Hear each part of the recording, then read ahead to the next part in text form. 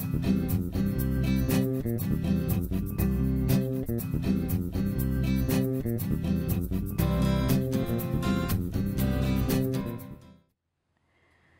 everyone, I'm Maggie Weldon from maggiescrochet.com, and I'm here to introduce you to a set of 7 videos, and these projects are all for dolls. That's the theme. And I'll start by describing the American Girl doll free patterns that are going to be on these different videos. First off, there's a hat, and this was made with worsted weight yarn, and it's a great project for beginners, and you can make it in any color, the flower any colors. So this is just started from the top. It's a double crochet circle on top and then straight down, and I think that's a really cute little pattern there, and it'll make a great gift for somebody. Second is we used the Sachet Mini, and we actually pulled up loops down the middle of the strand so that we could create this adorable little ruffled scarf for the American Girl doll. So then next we have a little Filet popcorn blanket, and this could be used for the Barbie dolls or a little baby doll like this one. So this hair is like quite interesting here. So then we have patterns that we're going to show you how to do, and these come out of the Fashion Doll Wardrobe book that I published years ago, and all of these Barbie doll patterns are in this book, but we're going to give you the patterns on a blog post also.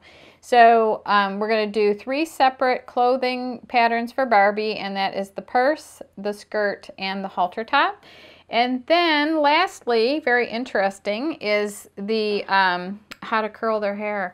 So when I did this book here, I figured out how to style their hair. So you could take a Barbie with totally ratty hair and put the perm rods in there, and then you dip it in boiling water, and then it takes the shape of the rollers. It's amazing. So her hair here looked like really crazy like this one, and then I was able to curl it and have it look like that. So it was a lot of fun, and this hair has been curled and you could style it. So it's a great project to do with grandkids or your kids, and they really enjoy it. I actually years ago I taught some kids at a little church sleepover, and they just loved it. So that's a lot of fun to do.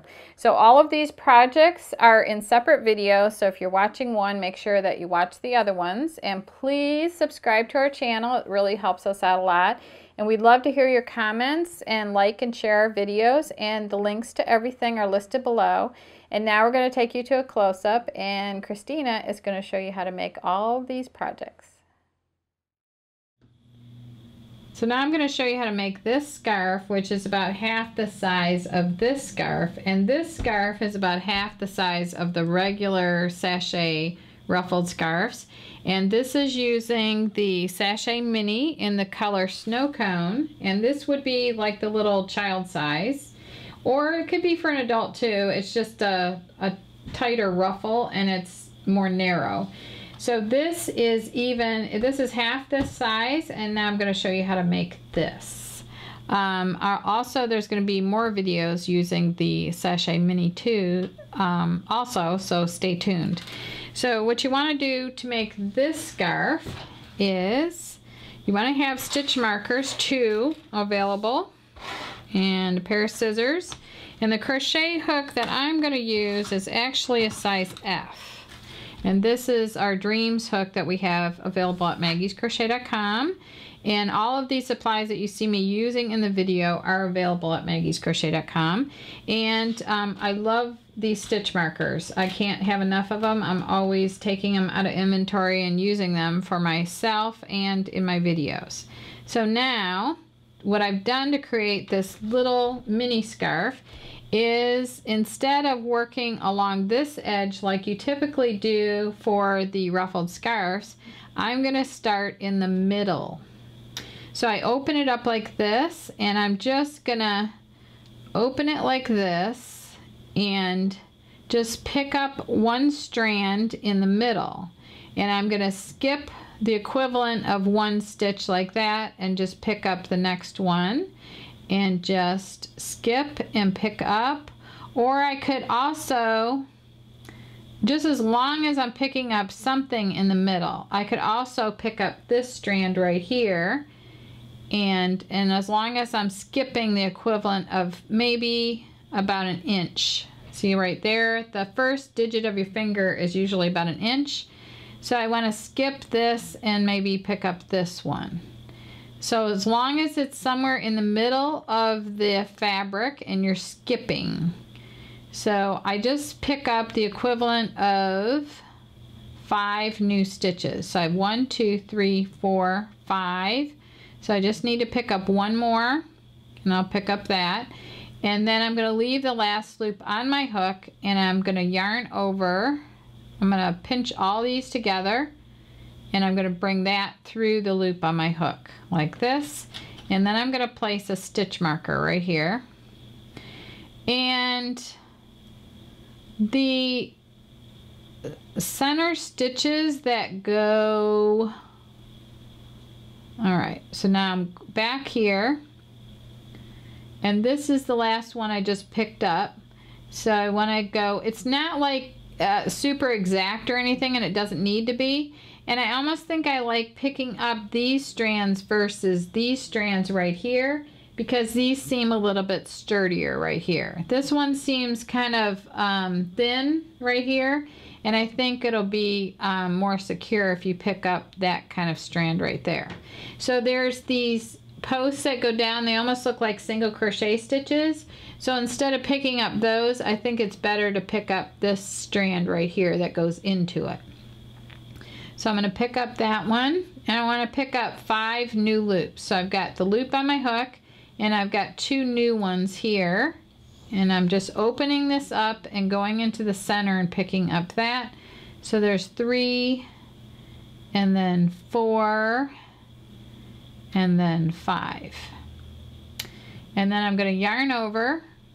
I'm going to reach my finger in there like that, get my thumb on the other side, and then I'm going to turn the head of my hook down like this, and I'm going to pull that through all the loops on my hook. And so now I have a thicker loop on there because I was picking up a different strand. So just open it up and just go 1, 2, just somewhere in the middle, 3, 4, and 5. And then you push this last loop down into the head of your hook, and then pinch all these together and turn the head of the hook down and pull that through there. And see, it makes a little tiny ruffle. And then you place your next stitch marker, which I could have done on my last stitch. But let's say I place my stitch marker here, and then I'm going to do my next set of 5. 1, 2, 3, 4, and 5. Okay, so then I'm gonna grab all these together. I'm gonna turn the head of my hook down and pull that through. Now I can take the stitch marker that's furthest away, take that out, and then move it up here. Okay. And once you get to be a pro at this, you may not even want to use stitch markers at all. And so now I'm going to go back. 1, 2, 3, 4, and 5. And then hold all these together and turn the head of my hook down like this and bring that through here. And now I can take the stitch marker that's furthest away from the hook, take that one out, and move it up just like that. Okay, so you just keep doing this and it'll turn out looking like this. And now I'm going to show you how to finish off, because this one's been finished but it hasn't been finished off. So on your last loop like this, I'm going to put my hook back through here, take out the stitch marker, and I'm just gonna yarn over with the whole strand of yarn like this, and then I'm gonna cut about 3 inches away from my hook like that. Then I'm gonna pull that strand all the way through like this, and then I'm gonna pull that up, and then I'm gonna make a loop like this, and I'm gonna pull that through, and I'm gonna make a knot at the very end. And then I'm going to push that knot as far up to the ruffle as I possibly can like that. And then I'm going to pull that really tight as I possibly can. And then I'm just going to cut like a 1/4 or 1/2 inch next to the knot like that. And that is it. And that last ruffle will cover up that little knot that's there. So that's it. So now you have this little tiny scarf that looks great on your little American Girl doll or any other kind of doll around that size. And then the little girl can have the matching one. And I don't know how many you can get out of this sachet mini. I haven't quite figured it out. But after we made this scarf, we had this much left over. So you could possibly get 2 little child size out of one skein. And you could definitely get the child size and then the doll size out of one skein. So it's going to be a lot of fun making these. And this yarn, the stitch markers, and these Dreams crochet hooks are available at maggiescrochet.com. And make sure that you subscribe to our channel and visit us at our website, which is maggiescrochet.com. Thank you so much for watching.